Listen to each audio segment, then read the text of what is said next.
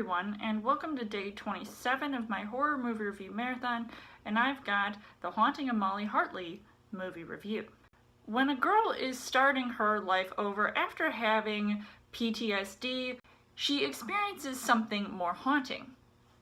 Will it ever get better? So as far as the story goes, this 2008 horror film opens up with a girl who is actually not the person who really stars in this movie, and she is being hunted after getting in an accident, and it's not really explained exactly why, but obviously people are after people for a certain reason, and it transitions to the main girl of this storyline for the remainder of the film, which is a good thing, and we get to see like sort of, you know, the start of what her issues were. Now, if things weren't confusing enough, it tackles on a plot that is mysterious and maybe even sometimes comes off as a bit hokey.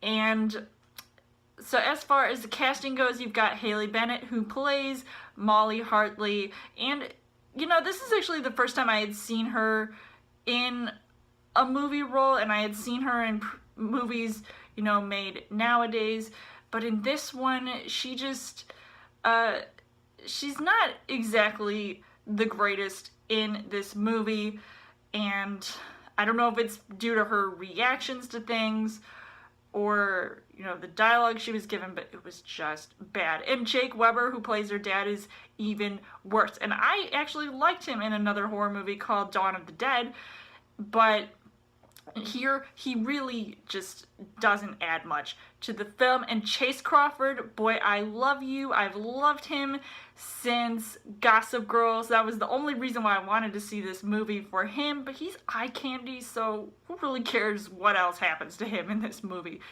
if that.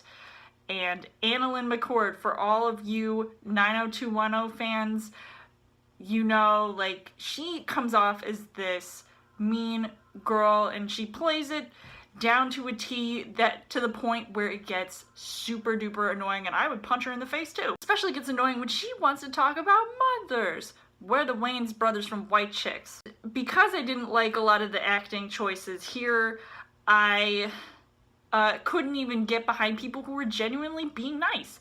So the things that I liked about this movie was that it was creepy and sometimes suspenseful. Anytime that Molly dealt with hallucinations of her mom, who was in the funny farm, and it did have some supernatural elements that really bridges that gap between good and evil, heaven and hell, God and the devil. I mean, all those themes are brought up at some point in this movie, and it just makes it very jumbled. So the things that I didn't really like about this movie was that the dialogue felt like it was something from a soap opera or even a Lifetime movie. I mean, they have some Lifetime movies that can be horror themed, but it really jumps the gun, especially when things start to get out of hand, and when nothing really surprised me watching this movie. I mean, it could be because I've seen this movie several times,